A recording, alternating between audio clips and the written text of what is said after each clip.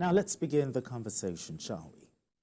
For continued growth and development as Africa's largest city, Lagos must spend big to provide the required amenities for residents. Along with this, Governor Babajide Sanwo-Olu has presented the 2025 appropriation bill of 3.005 trillion naira to the State House of Assembly for consideration. The proposed budget surpassed the 2.267 trillion naira approved for 2024, signaling an ambitious financial plan for the state. Tagged Budget of Sustainability, Governor Sanwo-Olu said it is a blueprint for continuity, resilience and prosperity for residents. Now let's hear from the Governor. The year 2025 budget, as proposed, has a total budgetary size of 3,500,935,198,401 naira. 3,005,935,198,401. This budget comprises a total revenue of 2,597,034,000,000, 2,597,034,000,000, and a deficit financing of about 408,002,000,000 naira, 408,902,000,000. The total revenue comprising of internal revenue to be generated at 1,170,897,000,000 naira, and total federal transfers of 676,137,000,000 naira only. We equally propose a recurring expenditure of 1,239,000,000,000 naira, 818 million. For capital expenditure, we propose a total capital budget figure of 1,766,117 trillion. That means 1.766117 trillion. As follows: a capital expenditure of 1.452 trillion and a repayment of 313.515 billion naira. All right, let's bring the conversation home. Let me start with you, Majid Jami. Now that the governor has presented the 2025 budget proposal, to the State Assembly, what are your expectations, for the budget for the continued growth of Lagos? What are your expectations of this budget? Yeah, I think I will start from where the governor spoke about the performance of the 2024 budget. Yes. As at the third quarter of this year, the 2024 budget, capital expenditure, they have done about 75%, which is good. It's a pass mark. And for the current, they have done about 90% of the current year. Yes. And we are in the third quarter. I mean, that's figures for the first 3 quarters of the year. And also, if you look at the fact that the budget, the appropriation for next year, yes, is about almost 700 billion, more than the appropriation for last year, which means the government plans, the Lagos State government plans to spend more, so that they can accommodate a lot of things. They spoke about some roads, completion of the red line, the expansion of blue line, and some other projects, flyovers, health sector, a lot of other areas. It's a very ambitious budget. Very ambitious. Give it to Lagos any day. You can. They are expecting an IGR of above 1 trillion internally generated revenue. Yes. So most of these monies will be internally generated. They're only relying on about 600 billion from allocation. Yeah, from FAC. So, which means although it's a deficit financing budget, of course, the state has the capacity, to cushion that. I think the deficit projected for the 2025 5 budget is just about 400 billion, which is still within the threshold. Yes. So it's a very ambitious budget, and like I said, it's a budget of sustainability. You know, it started from continuity in 2023 and moved to a budget of renewal for this year, and it's moving to a sustainable budget, as in they are trying to sustain the growth which they have started since its first time. So this is a 6th budget. Okay. Lagos is a center of excellence for a reason. Yes, he talked about this budget is an ambitious one. But let's look at the past budget, the 2024. How would you talk about budget performance? How would you assess it? So far, so good. Okay, so let's look at, you know, this time last year, the governor talked about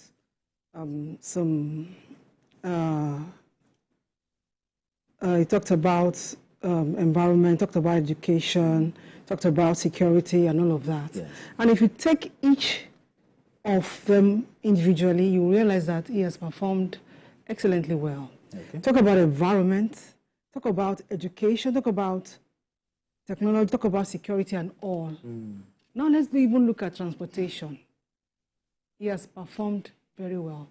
Look at what he has done with the rail line. Yeah, the blue line, blue red line and the red line. And other lines are still coming. Other lines are still in the offing. And, you know, I'm very impressed by the governor because, you see, when you look at Lagos State is a trailblazer state. Lagos State is a place where people tend to believe that they're going to find succor. So such a state has to be ready for the people. But what I was thinking that they should begin to lay emphasis on agriculture. You would wonder when that you say agriculture, we don't have enough land. Just a moment. Okay. A few years back, the state had a collaboration with Kebbi State. Yes. And they came up with Lake Rice. So what happened to Lake Rice? They can do more than Lake Rice. They can have collaboration with other states. Yeah, like Ogun State. Like Ogun State, like every other state for whatever they need from that state. So I'm looking at the governor should, you know, factor in all of this into the budget. They should consider it because people are hungry. Irrespective of whatever infrastructure you put on ground, if you look at the ladder, the most of the people who are suffering are around the lower rung of the ladder. Yes. Probably they might not be partakers of some of this infrastructure. So the best way to attend to their needs is by collaborating with some other states in terms of agriculture. So that at least let Lagos can be the food basket of Nigeria. Lagos is a trailblazer state. It is possible. Yes. It is possible. Now, she has talked about agriculture. So what are the sectors do you think the governor should also look at, you know, as we wrap up 2024, going into 2025? As a matter of fact, I mean, why chipping in one or two things on agriculture, I think Lagos is doing quite a lot on agriculture. This current year, I think Lagos partnered Ogun State by acquiring some farmlands. Yeah, exactly. In Ogun State. And also, I mean, there's a tomato belt in Badagry, which they are also replicating in Ekpe, and which will bring down. And if you look at the food hubs that is being built, I think there's one in Mushin where they sell subsidized food items. I think the government is doing something. I think they can expand on that to all the local governments.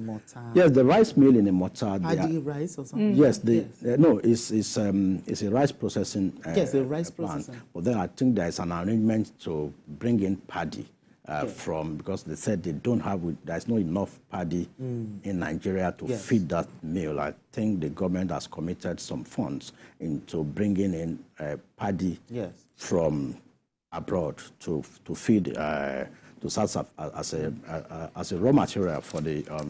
So basically, I think the government spoke about the economic sector, which includes infrastructure and what have you, that is taking almost $1 trillion, which is about 900 billion.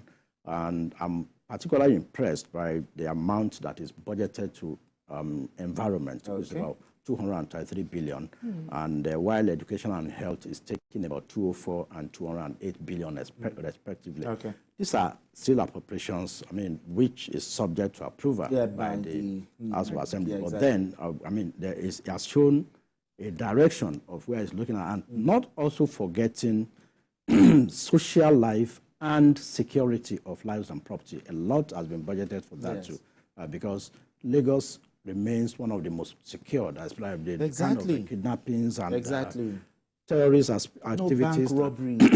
In the last 5 years. Exactly. I mean, there has been no It's a very, very good. I mean, this should be commended and sustainable. All right, gentlemen, let's go straight to our next conversation. More Nigerians and groups are joining the calls on the federal government to address the rising cost of food items in the country.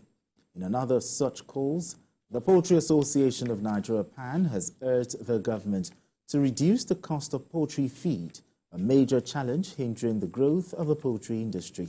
Speaking at the 13th Nigeria Poultry Show, the chairman of the Board of Livestock Feeds, Joe Dada, urged the government to support the agricultural sector to ensure food security. Meanwhile, the Federal Competition and Consumer Protection Commission, FCCPC, has announced that it uncovered substandard and unregistered sugar products in markets. A statement by the Director of Corporate Affairs of the Commission in Abuja, Ondaje Ijagu, said the substandard sugar failed to meet mandatory vitamin A fortification requirements. Ijagu said the products were smuggled brands from Brazil. He called on consumers to verify the authenticity of sugar products by ascertaining that they have proper labeling, including NAFDAC registration and evidence of vitamin A fortification. All right, Ibn Abo, let's start with you. The concerns raised by the poultry farmers, what are the factors responsible for the rising cost of poultry feeds? Okay, so I'm looking at the issues we have with our farmers, the insecurity and the stories around the insecurity that they have faced in their various farms. Okay. Some farmers have been sacked from their farms, which we all know. And then the weather and so many other factors affecting them. Because to run a poultry farm, you need to, for poultry feed, you need maize, you need bran, you need soybean and all of that.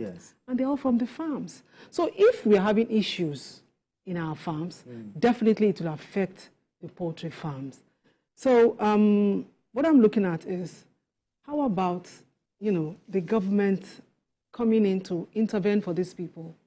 Because it's been long. It's been over 5 years we have been struggling with the price of egg. And egg is a product. It's a poultry product. Exactly. So, and egg is essential. It's not every... The rate of egg now goes for about 6,000. Yeah. For 6,500. Yes. Going to 10,000. Exactly. And this is the only way another man can get protein in his meal. So there is need for government intervention in so many ways. And I want to advise that even the farmers, you cannot use old system. You cannot apply old system to new system. Okay. So there's need for them to innovate. Because if you go to most of these poultry farms, they are still working with the old system. They are not, employing technology into what they are doing. But it takes money to do all of that. That is why they need the intervention of government. If government can come in and assist them and make sure that they are assisting the real poultry. The real poultry farmers. Yes, and not exactly. That will, to a large extent, relieve off of this, the high cost of poultry products. Just talked about the intervention. Let's talk intervention, solutions now. What kind of intervention, programs or level of intervention do you think the government should bring to the table here as a matter of urgency to arrest this situation that the poultry farmers are talking about? Yeah, I agree with Ibn about that. The farmers need a lot of help from government. It's done all over the world. Okay. You subsidize agriculture. You assist farmers, especially poultry farmers, because the recommendation of 1 egg a day will almost become an illusion at the rates we are going, because at 6,000, almost 6,000 naira per per crate, and the factors responsible for the increment, the continual increment in the prices of a crate of egg, is also boils down to the cost of living, apart from, of course, the cost of the raw materials for the feeds. They also have to transport their products from the farmsteads to the market. Even the middlemen that are off-takers for these eggs also will mark up the effect of the cost of transportation. Especially, everybody will factor the 1,000 naira per litre or thereabouts into whatever they are doing. Also, the poultry farmer also uses electricity to keep their cages warm. I mean, it's also, they also have to factor that. Most of them would run on diesel generators. You know how much diesel is. So all those factors has combined to push up this. Even the cost of getting the cages, apart from some of the equipment. So many factors. So when you look at all these things, it's a combination of all of this that is leading to the increase. And that's why the poultry farmers are shouting. And as we approach December, the broilers that will be and chicken that will be on sale for Christmas, people should get ready. It is scary. Through their nose. It is so scary. That's why they are actually shouting. Those who are providing, producing, the farmers who are producing maize, millet, sorghum that are used in as source of for the feeds. Raw materials have been chased away from their farms. So a combination of these factors is making it difficult for these farmers to keep the prices low. So that's why government must come in to assist them, especially the genuine ones, exactly. Farmers, so that it won't become another. I look forward to getting a crate of egg for at least 1,000 naira. I look forward to. I doubt if that is like looking towards buying a liter of petrol for probably 200. It's the era of renewed hope. Okay. Remember, I'm hopeful. I'm hopeful, but I share in your hope. You share my hope. I do. But let's also look at the other parts. The FCCPC, they raised concern on substandard products, especially in the area of sugar products. Is this an indictment on the NAFDAC regulatory agency, and also the customs, because these things are coming in? Is this an indictment here? Well, however they're going to view it, the consumers are the ones suffering. If they're going to view it as an indictment, then they should get up and do the needful. Now, if they talked about sugar, sugar is just one of the many fake products that are in the market in the today. Markets now. You go to the market. There was a time someone was telling me about she bought fish, smoked fish, and she wasn't sure that she actually bought fish. Oh, really? Because, you know, you have cooked this particular kind of fish for so long, so you understand it, you know it, and then you are cooking this same fish, and it's not getting soft. It's not getting soft. It looks rubber. I can't even explain it. And you talked about the pomo. Hides on skin. A lady bought pomo, and she said she couldn't understand what the pomo was made of. I said, pomo is skin now, animals, cow skin. She said the one she bought, she wasn't sure that was the real pomo she bought. So if you're talking about sugar, begin to look at other food items in the market. Too. Yes. So NAFDAC has a lot to do. They have a lot to do. They should begin to carry out this spot checking in our marketplaces, in various shops. Into the country, we have. Yes, I know we have porous borders, but how do they get into the country? Do they disappear into the country? At least they pass through the borders. You see, apart from the ones that are being brought into the country, there are some factories in Nigeria that also produce. They produce this fake food items that you think you are eating a particular a particular food item, but you're eating something else. There was a time somebody told me about the beans she bought. She said she cooked these beans and she nearly emptied a gas cylinder. Oh dear. And it never got soft. It was just there like you put pebbles in your pot.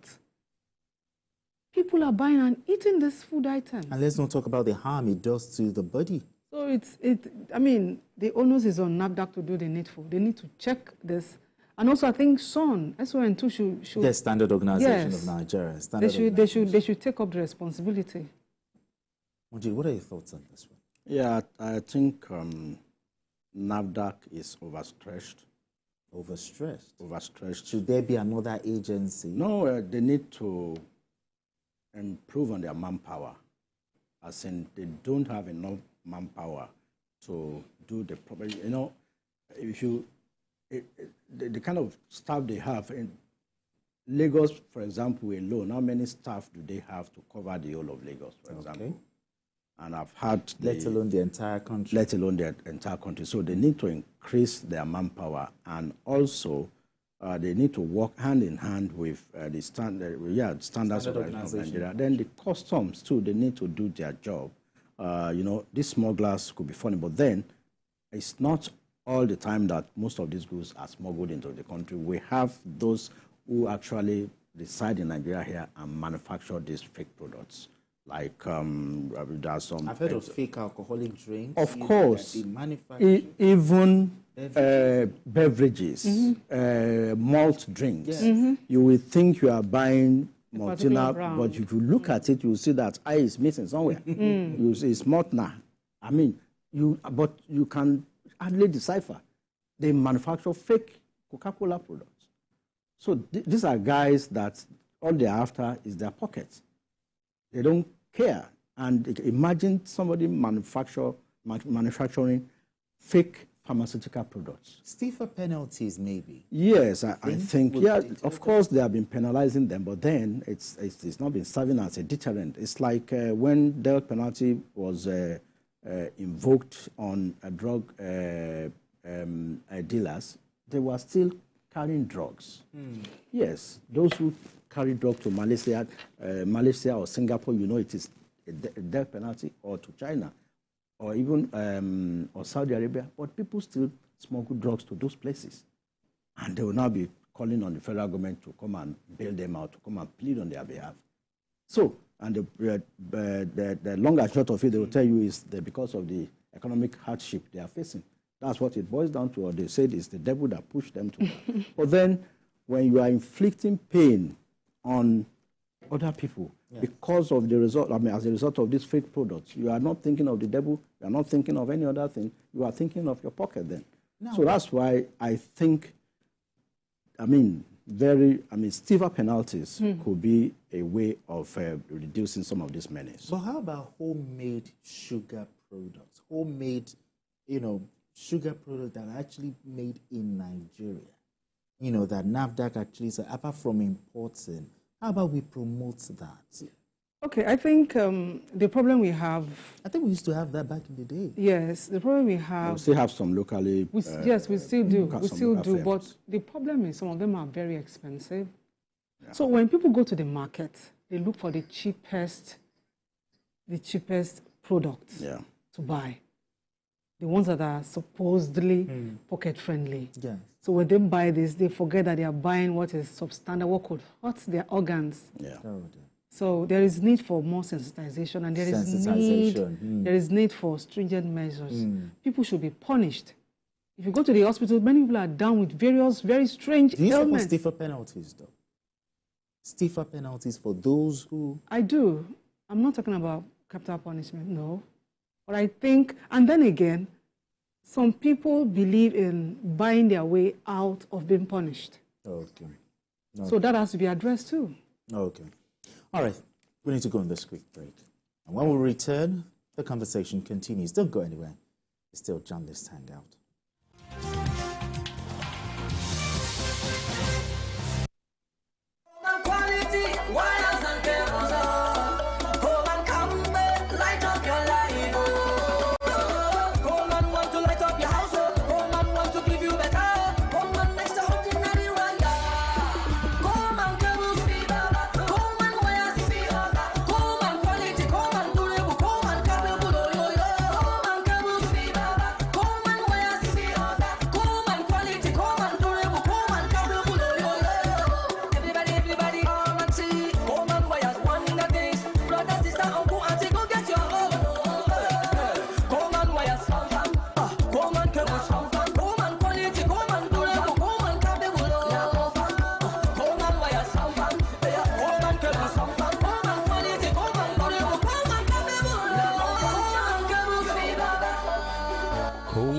wires and cable. Great quality, now with the new look.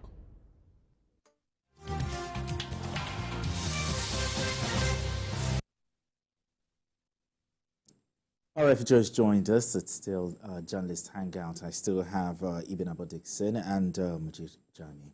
Now let's go to our third conversation, shall we? The beauty of the presidential system of government we operate in Nigeria is the principle of checks and balances among the three arms. In a demonstration of this, the Senate has passed a resolution with the support of two-thirds majority of members authorizing President Bola Tinubu to sack the chairman of the Code of Conduct Tribunal, CCT, Danladi Umar, for alleged misconduct and negligence. The motion was sponsored by the Senate leader, Michael Opeyemi Bamidele. The APC Ekiti Central, the lawmakers said the action became necessary because Umar has allegedly fallen short of the required standard of a public officer to conduct the affairs of such a tribunal. The Senate also claimed that there were allegations of corruption and misappropriation leveled against the CCT chairman, currently being investigated by security agencies. The resolution was approved by 72 senators who signed the registered plenary and 10 others who were busy at committee meetings.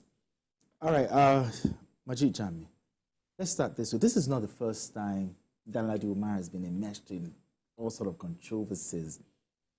But what is your view on the case and the decision to have him sacked? What's your view of it?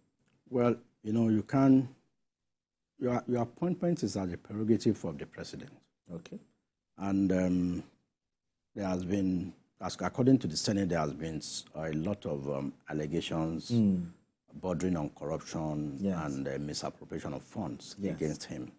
And recall that in June, the president nominated Abdullahi Usman to replace him. Danladi refused to leave. I think he locked. Yes, he locked the place. And what audacity! He locked the place. The other man, Abdullahi Usman, was cleared by the Senate on 4th of July by a 72-man majority, which means the president passed through due process. I mean, something happened yesterday. The VC of University of Nnamdi Azikiwe was removed. Today he said he can't be, nobody can remove him. Yeah, he said he'll still go there. He said he will go there, that nobody can remove him on press release, by press release. You know, what audacity. You know, so the same thing is happening with Danladi. You've been there for so long, and the Senate sat, they invited him several events. They said he only came once. And that he said he doesn't have time for them until, I mean, they now removed him at the past by a two-thirds majority yesterday. So whether I will still keep the key of the place in his pocket now, we'll wait to see. I mean, you didn't appoint yourself. You were appointed by the president. The president nominated another person. Cleared by the Senate. They allowed the gentleman to resume. But do you think he will have some backers, some unseen faces? No, there are no backers. Who are giving him some sort of confidence? There are no backers. I think what he was saying then was that, I mean, he passed through the Senate. I mean, he was cleared by the Senate before he could assume duty. That it only takes the Senate to remove him.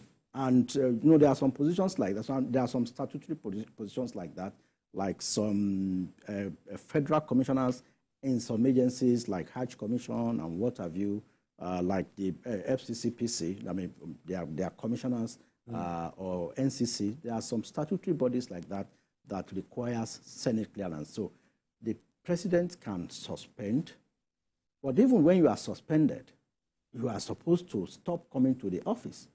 But he said he was suspended and not removed. So even when the Senate cleared another nominee, he refused to, he kept the key in his pocket and he kept the place under lock and key, you know, until, so maybe they will now go and force the key from him going forward now. And I see it as just sheer audacity, because the president has the power to hire and fire. True. So, yes, you need Senate clearance. But before the the president would name a replacement, which was even cleared as far back as 4th of July. Almost how many months ago? It's not as if the person has not been cleared by the Senate. I mean, the replacement was cleared by the Senate since July 4. So what are you still doing there? Okay, but this Danladi Umar, this is not the first time he's been involved in all sort of controversy. Remember in 2021, Banex Plaza in Abuja, he had an issue, which some people thought, even with that one, that misconduct, it should have been. But why did it take so long, you know, before he was removed? Unfortunately, that is what sometimes becomes our reality in Nigeria. Because that incident of 2021, I was almost very sure that it was going to lose that office because it was a public embarrassment and it was an open disgrace. Exactly. I mean, for a person manning such an office. But, Code of Conduct Tribunal. Yes. So for him to have been left without being punished. So, you know, sometimes when you have done the worst according to your own interpretation, nothing happened, you feel, yes, I can do and undo nothing. Do you think he has some strong men behind him? Whatever. Let's assume he has some strong men that are above the Constitution of Nigeria, men that are above and beyond Mr. President, men that have more power than the Senate of the Federal Republic? I think at this point, it should begin to have a rethink because he's clearly embarrassing himself. I mean, in fact, it's a complete shame because, you know, there are some times you are removed from an office and some other government will come in and maybe look into it and feel that, okay, maybe it was not proper the way you were being removed from the office. But from the way, what he has displayed, I don't think any government will want to have anything to do with him. He has completely embarrassed himself, embarrassed the office, and embarrassed the country, Nigeria. It's a shame. Why do you think it took so long, even looking at all of the controversies? Well, as I said, it's audacity. Yeah.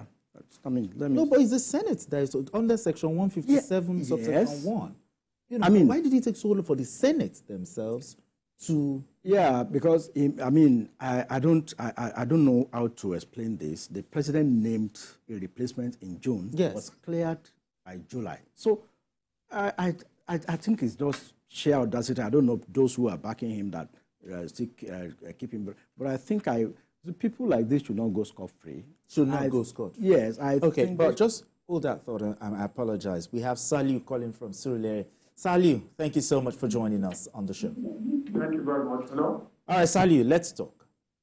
Hello, can you hear me? I can hear you perfectly. Let's talk. Please, I want to make a point to what... Hello? Hello, can you hear me? We can hear you. Go ahead. Go ahead. I want to make a point to the CCTV chairman. You see, the president is not above the Constitution of the Federal Republic of Nigeria. The Constitution states before you remove a judge, the Senate must find him, must indict him. They didn't indict him by the Senate. The president cannot just appoint somebody who has been indicted and the Senate now indict him, then the president will now sign and appoint somebody. So the idea is they are putting the cart before the horse. The man is standing on the point of no. It's not audacity. We must ask the president to rule by the Constitution of the Federal Republic of Nigeria. That is the law. That is the grand law. Okay. So, all right. Thank you very much. Appreciate you. Thank you very much. What are your thoughts on what is? The same, like I said, the same Senate cleared the nominee of the president. And the Senate made it clear, Senator Okoyemi Bamidele, the Senate Majority Leader, made it clear that he was invited severally. He only came once. He never came again. So the case has been on. It's not a new thing. And that's why the Senate cleared the nominee of the president on July 4. So it's not as if whether there was no indictment. There was an indictment, but because it took some time for the Senate to conclude on his case, because he never made himself available. So it's not as if there was no indictment. I think Mr. Salisu should go and read the proceedings very well and get some understanding. It's not as if the president just appointed. There was an indictment. There were allegations of corruption as read out by the Senate Majority Leader on the floor of the House. And he made it very clear that he was invited severally. He only came once. So the Senate too, they have their own rules and which they follow. And that's why they cleared the nominee of the president on 4th of July, where he refused to vacate the office. Now that's audacity. Now that the Senate has now, it should be sacked, the timeline for the president to actually, put a signature, what should be the timeline? And how do you think the president should react to this? The president should react according to what the law says. There has to be a process. Okay. And it should be followed.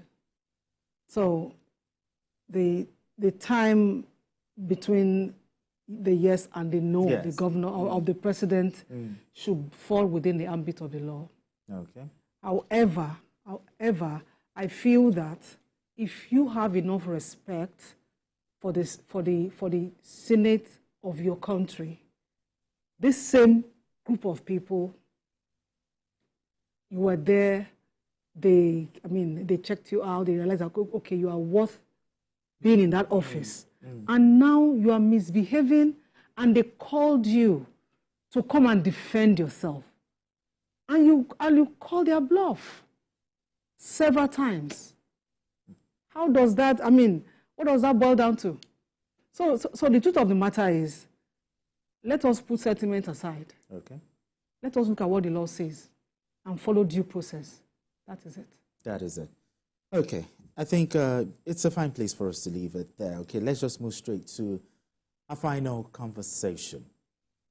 Insecurity has continued to plague Nigeria as old and emerging threats continue to assault our collective psyche. The Senate has raised the alarm that terrorists from Mali and Burkina Faso who operate under the aegis of Lakurawa have invaded Kebbi, Sokoto, Kaduna, and other states in the Northwest and Niger State in the North Central, saying the trend now has an international dimension. The alarm came barely days after the House of Representatives, Arewa Consultative Forum, ACF, and other northern leaders and traditional rulers raised a similar alarm. The Senate urged the military to stop further incursion and halt activities of the terror group. Okay, Majid, the alarm raised by the Senate concerning the Lakurawa spreading to other states, is this a failure in military strategy? No, it's not a failure. If you listen to the former governor of Sokoto State, who's now a senator, Aminu Tambuwa, yes, he said this is not the first time these characters will be invading Nigeria. He said it happened when he was governor in 2018, and that he had to raise an alarm, and the federal government, sent troops to repel their attack. And I think, what these characters do is that they launch an attack when you seem to feel that you are, making some headways. You are decimating their power to attack. Okay. So they allow you some reprieve and then they strike again.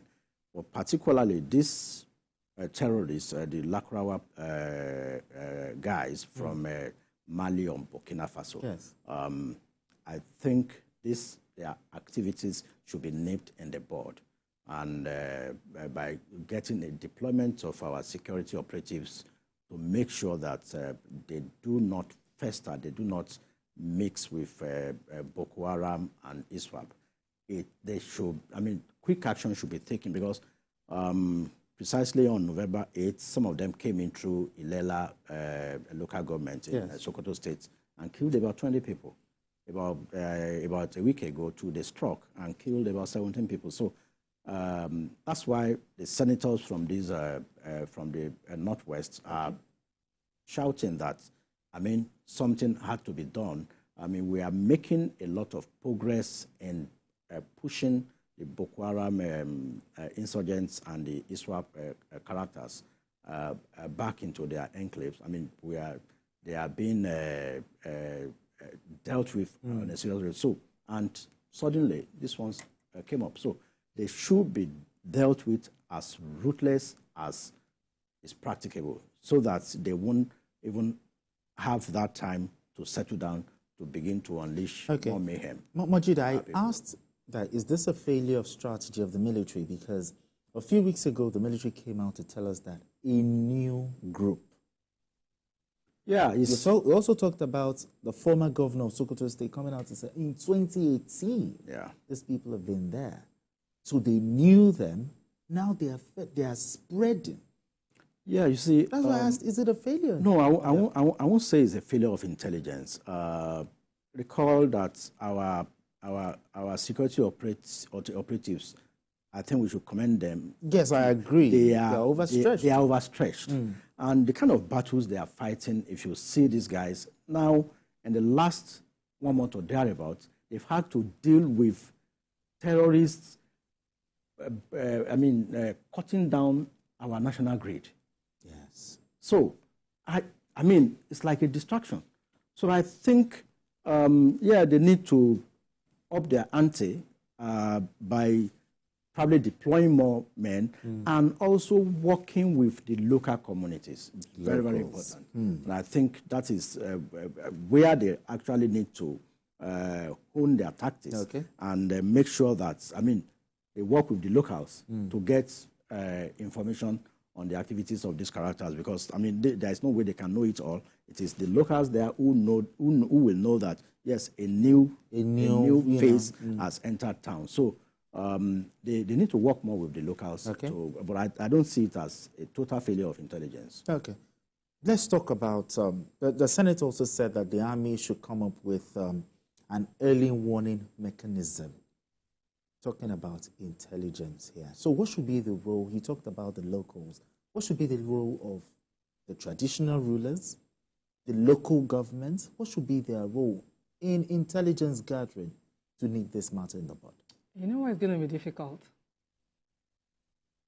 This Lakurawa group of whatever they are, they play around with money. Money? Okay. And these border towns, have you been to some of them? They are like ungoverned spaces. Do you understand? So at this point, I feel that the governors should rise to their responsibilities. You don't go to these places only when you need their votes. Okay. Extend development to these places. Some of them will tell you they have never seen 1,000 naira note ever. So somebody comes and gives them 2,000 naira notes. You think you come as an officer to want to extract information? They can't give you. You can't get anything substantial from them. So we need, you see, it's a process that must begin now. Because if Governor Tamwa will come out and say that these people have been in existence since 2018, that's about 6 years. So what did they do? When he was governor, what did he do? What role did he play? Governors should take development to these places. While doing that, you create awareness that these people are not one of you. They are your enemies. If you don't have that understanding, you can't let out any information. Now, you talked about the issue of poverty and illiteracy around those areas. But in fighting poverty, the government will try different strategies. If you remember NAPEP, you win, all sorts. But all of these things has never worked. If you're to advise, when it comes to alleviating poverty, most especially in those areas, what would you suggest? The government should take technology to those areas. They don't know anything. They are living in the dark. So any little thing would sway them. They want to gravitate towards you. They want to be your friend. And then again, let's look at the activities of our custom officers. Yes, porous borders, exactly. They should have, let them have a joint committee with the governors, with the traditional rulers, and all the stakeholders within that axis, and then come up with something. The governors whose states have border, international borders with this, they should have a forum where they can sit down and dialogue and look at how best they can secure their towns. So we can't just, you can't treat this in isolation. We can't leave this to the Nigerian military alone. It's massive. Okay. And like I mentioned this some time ago. Have you been to Seme border? No. If you are entering the Republic of Benin, maybe through Seme or through Idiroko, people strolling and out of the place. Exactly. So someone who's coming to do anything bad will just stroll in with his bag. You don't know what he's carrying. Nobody checks him. He comes in, the other one coming, and then they begin to gather somewhere, and they begin to perform their evil enterprise. So the best thing is let the governors secure their towns. Take development to these places. Let the people understand that they have a governor who cares.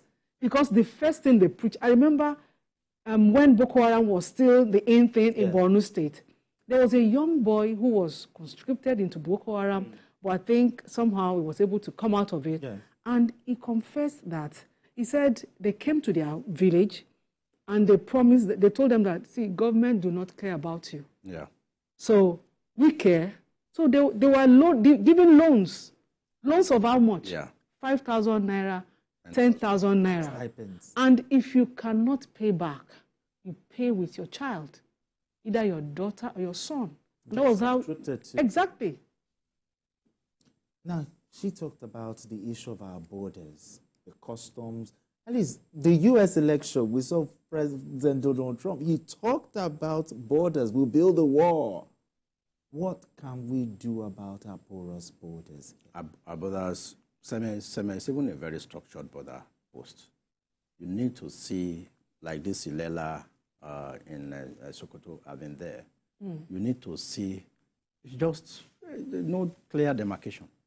It's like anybody just strolling. Yes, no clear demarcation, and I mean, it's so the borders are so massive that there's no way you can man all of them. It's difficult to man. It is difficult. It is difficult to man. Yeah, the border between Nigeria and some of these countries, it is difficult. Like you can stroll from some parts of Katsina into Niger Republic. That's why the former president was trying to build a rail line from Maradi to Maradi. So the same thing with Niger State. I mean, shares borders with all these countries. So beyond, but then we can do a lot with technology. There are some drones that you can mount and can detect body temperature. Okay. These guys, they move in hundreds, 200s. They don't just go like one. So it's easy to tackle them with technology. We can deploy technology. Motion detectors. Yeah, motion detectors and what have you. I know our military, they are trying, but then also the governors, like she said, needs to tackle the issue of children who are out of school. They are easy targets. Illiteracy and former President Obasanjo raised that issue on his recent visit to the north, that it's like a time bomb waiting to explode. The number of students, of pupils who are supposed to be in school, who are out of school, they are easily swayed. In the next 10 years. They are easily lured. So they don't care. They lack education. So easily they fall prey to these guys and they join them. So education is key. Then development, taking development into those places, yes, will keep some of them there. Will know it will enable them to have a sense of governance. So it might probably change their mind. But without some of these things, and it has to be a calculated approach. We can't leave it to the military. We can't leave it to our security agencies alone. Exactly. The governors too must do something. They need to play a role of those northern states. Yeah. Look at what Amantekun is doing in the southwest. I mean, very, very instructive. They've been able to reduce to the barest minimum the incursion of some of these bandits into the Southwest. It has really impacted positively on how the Southwest has dealt with those who are hiding in some of our forests. So the governors of the North too, rather than coming back to retire into the Senate, they should think and find a way of getting some of their kids back to school. I agree.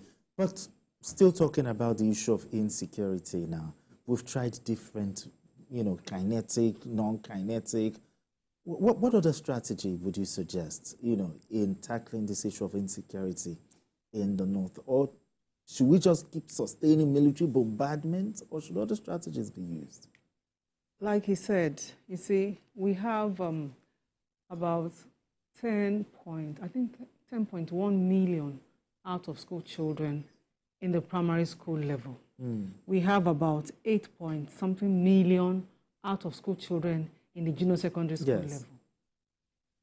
Just in the North? So what do we do with these children? If you don't take them away from the street, really, we should be expecting an explosion. That's the truth, whether I would like it or not.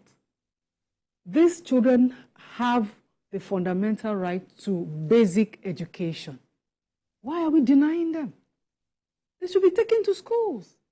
They should have understanding. Some of them don't even know that if they act in a certain way, it is against the law. They don't know. So they become easy prey in the hands of bandits, in the hands of... In most states in the Southwest today, it's not just free education. Free and compulsory education. Yes. If you are found roaming the streets during school hours, you are arrested. I mean, such a kid is arrested, and the parents will be, they will take them to the parents, so the parents will be arrested too. Why is your kid not in school? So free and compulsory education. The northern governors, they have a lot. Why are we not having that in the North? Is it a deliberate tactic? But anyway, we'll get to talk about that, sometime later, because we are pressed for time. Thank you very much, Even Abba Dixon. Appreciate you for having this conversation with me. And also, Majid Jami, appreciate you as always. Thank you very much for coming to the studio to have this conversation. Anyway, thank you so much. And that's it on Journalist Hangout today. Join us tomorrow for another episode of the program. You can watch the repeat broadcast of this episode tonight at 11, and join us on Sunday from 1:30 to 3:30 p.m. for Journalist Hangout on Sunday. We are on YouTube at youtube.com/TVC News Nigeria. I am Benga Oreshegun. Bye for now, and God bless Nigeria.